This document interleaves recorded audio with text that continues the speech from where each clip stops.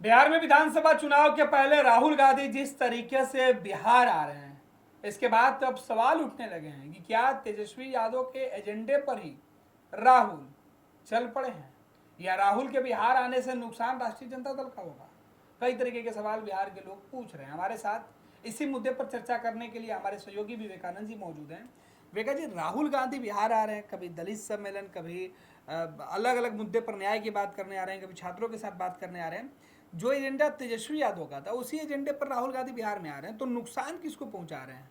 देखिए, राहुल गांधी का बार बार बिहार आना, इसे आप बिहार विधानसभा चुनाव से जोड़कर देखिए। बिल्कुल। चूंकि अक्टूबर नवंबर महीने में बिहार में विधानसभा के चुनाव होने हैं, सितंबर में आचार संहिता की घोषणा हो जाएगी, चुनावी बिगुल बज जाएगा सितंबर महीने में। तो उसके पहले चाहे वो प्रधानमंत्री मोदी हों, चाहे वो अमित शाह हों, या फिर विपक्ष की तरफ से राहुल गांधी हों, राहुल गांधी का आज का बिहार दौरा संभवतः चौथी या पांचवीं दफे हाल फिलहाल में वे बिहार आ चुके हैं। आने वाले समय में इनका दौरा और बढ़ने वाला है। तो सवाल यही है कि अचानक राहुल गांधी की नज़र बिहार पर क्यों पड़ गई है, बिहार इतना पसंद क्यों हो गया है। तो राहुल गांधी बिहार आ रहे हैं और देखिए फोकस कहाँ है, फोकस उसी जगह पर है जहां पर कभी लालू प्रसाद यादव का फोकस हुआ करता था, आरजेडी का फोकस हुआ करता था या फोकस हुआ करता है। यानी कि राहुल गांधी की नज़र मुसलमानों पर है, बिहार के मुसलमानों पर है। राहुल गांधी की नज़र बिहार के दलितों पर है और राहुल गांधी की नज़र बिहार के अति पिछड़ों पर है। आप देखिए 1990 से हम लोग चर्चा करते हैं। 1990 में जब लालू प्रसाद यादव की सरकार बनी, लालू प्रसाद मुख्यमंत्री बने, और तब से जब सितारा इनका बुलंद हुआ तो 2005 तक लालू प्रसाद यादव और राबड़ी देवी की सरकार रही। इस दौरान जो सबसे कोर वोटर्स थे लालू यादव के कौन थे? मुसलमान थे, यादव थे, दलित थे, अति पिछड़े थे।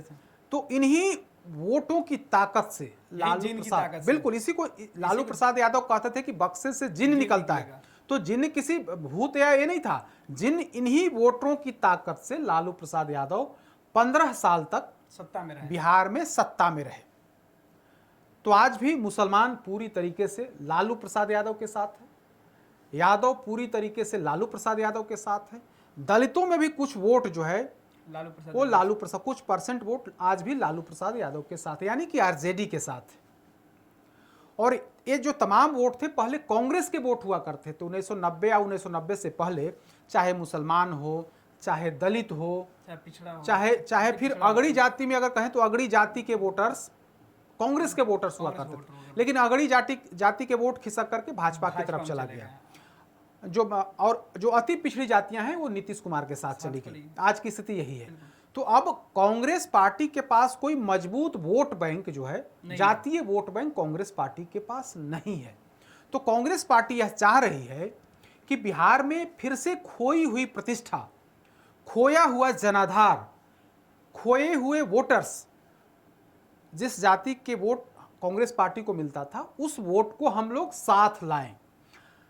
दरअसल कांग्रेस पार्टी इस कोशिश में है कि 2025 में तो लालू फैक्टर और नीतीश फैक्टर काम करेगा, थोड़ा बहुत काम करेगा, चाहे जितना काम कर ले। 2025 के बाद न तो 2029 में चुनाव होगा या फिर 2030 में चुनाव, तो उस समय तक न तो लालू प्रसाद यादव फैक्टर रहेंगे और न ही नीतीश कुमार फैक्टर रहेंगे। तो राहुल गांधी और कांग्रेस पार्टी को लगता है कि अगर आज से ही हम फील्डिंग को सजाएंगे, आज से ही जब इन जातियों में अपनी पैठ बढ़ाएंगे, तो हमें आने वाले समय में जो यानी कि 4-5 साल का जो समय है, कार्यकाल है, इस दौरान उन जातियों में हमारी पैठ बढ़ेगी। और अभी हाल फिलहाल में चुनाव भी है। तो इन सब के मद्देनजर राहुल गांधी की यह रणनीति है कि उन वोटरों के बीच, उस जाति के वोटर्स के बीच हमें जाना है, उस जाति के कार्यक्रम में जाना है, उसके बहाने उस वर्ग में, उस जाति समाज में अपनी पैठ बढ़ानी है। कांग्रेस पार्टी की खोई हुई प्रतिष्ठा को वहां पर फिर से मतलब उसमें बढ़ाना है। तो इसीलिए आप देखेंगे तो पहले एक अति पिछड़ा नेता जो स्वतंत्रता सेनानी थे उनके कार्यक्रम में पटना आए, उसके बाद लगातार दलितों के कार्यक्रम में आ रहे हैं। तो जो जानकार हैं, जो राजनीति को जान रहे हैं, समझ रहे हैं, उनका साफ तौर पर कहना है कि राहुल गांधी की यह रणनीति इसका हिस्सा है कि किसी तरह से जो वोटर्स हैं, जो पिछड़े और जो दलित वोटर्स हैं, वो हमारे साथ आ जाएं। अब आ जाइए मुसलमान पर। बिहार कांग्रेस के जो प्रभारी सचिव हैं शाहनवाज आलम, उसके अलावा पार्टी के कई अन्य वरिष्ठ नेता बिहार दौरे पर आए, तो उन्होंने क्या कहा? उन्होंने कहा कि बिहार में अगर महागठबंधन की सरकार 2025 में बनती है तो हमें 2 डिप्टी सीएम चाहिए, हमें मुख्यमंत्री की कुर्सी नहीं चाहिए। हमें क्या चाहिए? 2 डिप्टी हमें 2 डिप्टी सीएम चाहिए। 2 डिप्टी सीएम में कांग्रेस पार्टी आज ही ऐलान कर रही है, या आज नहीं है, 6 महीने पहले से ऐलान कर रही है कि हमें अल्पसंख्यक मुख्यमंत्री चाहिए, डिप्टी सीएम चाहिए। यानी कि मुसलमान हमें चाहिए, एक डिप्टी सीएम मुसलमान और एक अगड़ी जाति से चाहिए। यानी कि मुसलमानों के बीच में यह मैसेज देने की कोशिश की जा रही है कि हमारी ताकत आपको मुख्यमंत्री बनाने की नहीं है, लेकिन अगर बिहार में महागठबंधन की सरकार बनती है तो निश्चित तौर पर कांग्रेस पार्टी अपने कोटे से डिप्टी सीएम की कुर्सी देगी। क्योंकि मुख्यमंत्री की कुर्सी तो आपको मिल नहीं सकती है, मुख्यमंत्री की कुर्सी तो तेजस्वी यादव, अगर महागठबंधन की सरकार बनती है तो तेजस्वी यादव के लिए रिजर्व है। तेजस्वी यादव तो मुसलमान है नहीं, वो तो अति पिछड़ा भी नहीं, वो तो यादव समाज से आते हैं जो पिछड़ी जाति में आता, तो वो सीट तो आपको मिलेगी नहीं, वो कुर्सी तो मिलेगी नहीं। लेकिन कांग्रेस पार्टी अपने कोटे से डिप्टी सीएम की कुर्सी देगी। कांग्रेस पार्टी यह कह करके यह मैसेज देने की कोशिश कर रही है मुसलमानों के बीच में कि आज भी अगर आपके हक की लड़ाई, अगर आपको हम उचित प्रतिनिधित्व कोई पार्टी दे सकती है तो वह कांग्रेस पार्टी है। तो इस नाते कांग्रेस पार्टी सहानुभूति बटोरना चाहती है अल्पसंख्यकों के बीच। तो यह तो अल्पसंख्यक का दाव हो गया, अल्पसंख्यक प्रेम हो गया कांग्रेस पार्टी का। दलित प्रेम, जिस तरह से राहुल गांधी आ रहे हैं और दलितों के बीच में कार्यक्रम कर रहे हैं, मैसेज देने की कोशिश कर रहे हैं कि हम वैसे लोगों के बीच जा रहे हैं जिसे समाज में आज भी वे लोग पिछड़े हैं, उन पिछड़ों की, उन दलितों की हम आवाज बन रहे हैं, उनको हम समाज में अग्रणी भूमिका निभाने को लेकर उनको हम आगे बढ़ाने की बात कर रहे हैं, उनकी बात को हम, उनकी आवाज को उठा रहे हैं। तो राहुल गांधी इन तमाम बातों को बता करके, मैसेज दे करके कोशिश कर रहे हैं कि बिहार में चुनाव है, ऐसे में आप तमाम लोग कांग्रेस पार्टी को वोट करिए, कांग्रेस पार्टी से नजदीक होइए, और कांग्रेस पार्टी से आप नजदीक होंगे तो स्वाभाविक है कि आप महागठबंधन से नजदीक हो जाएंगे। तो इस हिसाब से राहुल गांधी का मकसद एक ही है कि किसी तरह से खोए हुए जनाधार को वापस करना। तो अगर यह जनाधार वापस होता है तो निश्चित तौर पर इसका नुकसान कहीं ना कहीं आरजेडी को होगा, जैसा कि आपने सवाल किया।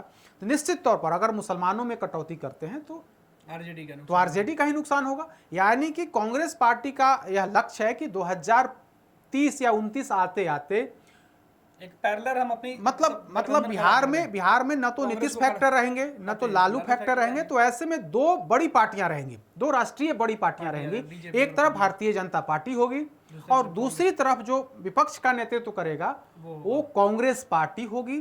तो इसी मकसद से कांग्रेस का जो लक्ष्य है, लक्ष्य अगले 4-5 सालों को ध्यान में रखकर किया जा रहा है कि हमें किस तरह से भाजपा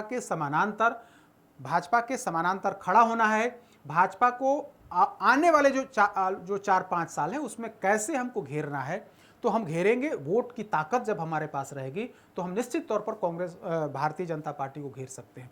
तो राहुल गांधी इसी मकसद से बिहार आ रहे हैं, किस तरह से कांग्रेस पार्टी मजबूत हो। अब उस मजबूती में स्वाभाविक है कि नुकसान आरजेडी का होगा, इसमें तो कहीं इनकार नहीं किया सकता है। हालांकि कांग्रेस का दावा अगड़ी जातियों पर भी है, अगड़ी जातियों की तरफ से भी डिप्टी सीएम बनाने की मांग उठ गई है।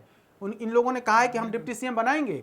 तो कांग्रेस पार्टी का फोकस जो पुराना जनाधार था, दलित, मुस्लिम और अगड़ी जाति, तो इनको, इस तिकड़ी को बना करके, इस तिकड़ी को सजा करके राहुल गांधी इस कोशिश में है कि किस तरह से बिहार में जो कांग्रेस एकदम रसातल में चली गई है, कांग्रेस पार्टी के पास आज कोई मजबूत जनाधार नहीं है, वोटर्स नहीं है, मजबूत वोट बैंक नहीं है। क्योंकि बिहार में आप देखेंगे तो सब कुछ जाति पर तय होता है, जाति के आधार पर ही वोटिंग होती है, सीट का बंटवारा भी कुछ उसी तर्ज पर होता है। और बिहार में ही सबसे पहले जाति की जनगणना भी शुरू हुई बिहार से ही।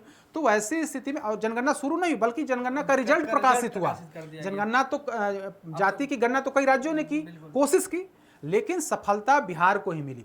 तो इस नाते बिहार की पूरी राजनीति जाति के इर्द गिर्द घूमती है। तो वैसी स्थिति में राहुल गांधी भी जातीय सभा, जाति के बीच जा रहे हैं, दलितों के बीच जा रहे हैं और मैसेज दे रहे हैं कि आपकी आवाज़ को मैं उठा रहा हूं, आपकी आवाज़ को मैं बुलंद कर रहा हूं।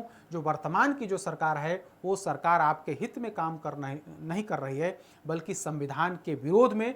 संविधान जो बाबा साहब अम्बेडकर ने बनाया था, जिसमें आपके आरक्षण की बात हुई थी, उस आरक्षण को ख़त्म करने की कोशिश कहीं ना कहीं जो वर्तमान की जो सरकार है वह कर रही है। तो पूरी रणनीति चुनाव के मद्देनजर हो, चाहे वो 2025 का चुनाव हो, 2029 का चुनाव हो या फिर 2030 का चुनाव हो, लेकिन शुरुआत तो अभी 2025 का चुनाव। बिल्कुल विवेका जी, राहुल गांधी आज बिहार में 2 कार्यक्रम में हिस्सा लिए। एक तो दरभंगा में गए जहाँ अम्बेडकर छात्रावास उनको जाना था, छात्रों को संबोधित करना था, लेकिन जितना ड्रामा उनके जाने पर हुआ, फिर नहीं मिलने को लेकर हुआ, फिर राहुल गांधी ने अपनी गाड़ी छोड़ दिया, पैदल वो पहुंच गए कार्यक्रम स्थल, फिर उनके ऊपर मुकदमे हो गए, पुलिस ने, प्रशासन ने FIR कर दिया। राहुल गांधी कह रहे हैं कि भाई बिहार से मुझे एक FIR करके भेजा गया, मैं गया, मुझे रोका नहीं गया। दूसरा, पटना पहुंचे, पटना में उन्होंने सिनेमा देखा और फिर वो वापस लौटे। देखिए, मैंने पहले भी बताया कि पूरी जो मतलब पटकथा है वो चुनाव के मद्देनजर है। कल ही वहाँ के जो अधिकारी हैं दरभंगा के, उन्होंने कहा कि आपको जिस जगह पर आपने तय किया है, जिसके लिए आपने आवेदन दिया, वहाँ आप नहीं जा सकते हैं। इसके लिए प्रशासन ने अपनी वजह बताई, दूसरा जगह अलॉट किया गया, लेकिन राहुल गांधी उसी जगह पर जाने की जिद पर अड़ गए। तो अब वहाँ पर आपने कानून का उल्लंघन किया है। निश्चित तौर पर जो प्रशासन है अपने हिसाब से कार्रवाई करेगा, उसमें हम लोगों को नहीं जाना है। लेकिन जो पूरी पटकथा है वो कहीं ना कहीं चुनाव के मद्देनजर है, या मैसेज देने की कोशिश किया जा रहा है कि राहुल गांधी के बिहार दौरे से भारतीय जनता पार्टी और JDU की जो सरकार है वो डर गई है। तो इसी वजह से राहुल गांधी को जाने से रोका गया है। जहां पे राहुल गांधी जाना चाहते थे, जहां के लिए परमिशन मांगा गया था, वो वहां के जो अधिकारी हैं, जिला प्रशासन दरभंगा, उसने इजाज़त नहीं दी। टाउन हॉल का शायद जगह तय किया गया था कि आप वहाँ पर कार्यक्रम करिए, लेकिन राहुल गांधी अपनी जिद पर अड़ गए और वहाँ उन्होंने मतलब नियम को तोड़ करके जो रोक था उस रोक को बिल्कुल मतलब जहाँ जाना चाहते थे उस पर प्रशासन ने रोक लगा दिया।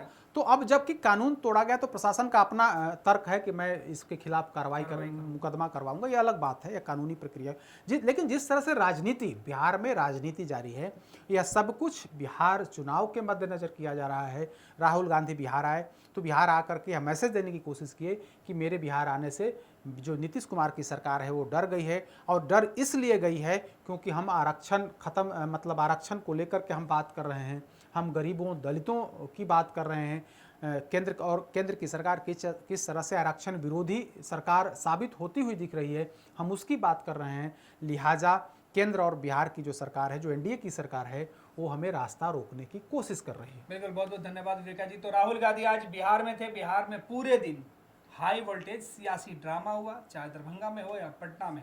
राहुल गांधी को पता था कि इस बार मुद्दा बिहार में विधानसभा का चुनाव है, तो निशाने पर नीतीश कुमार को ही लेना है। राहुल गांधी ने अपने संबोधन में जहां एक तरफ बिहार सरकार की आलोचना की, तो दूसरी तरफ प्रधानमंत्री नरेंद्र मोदी के ऊपर तंज कसा, कहा कि आपकी ताकत और संविधान की ताकत ने मोदी को घुटने पर ला दिया। अब देखना कि राहुल गांधी का दाव बिहार में कितना चलता है, कितना इसका लाभ कांग्रेस पार्टी को मिलती है। फिलहाल राहुल ने कांग्रेस की मजबूती के साथ राजद के लिए नुकसान करने का जो सीधे तौर पे प्लान बना लिया है। इसका लाभ तो चुनाव में राहुल गांधी को होगा या तेजस्वी को नुकसान होगा, देखा जाएगा।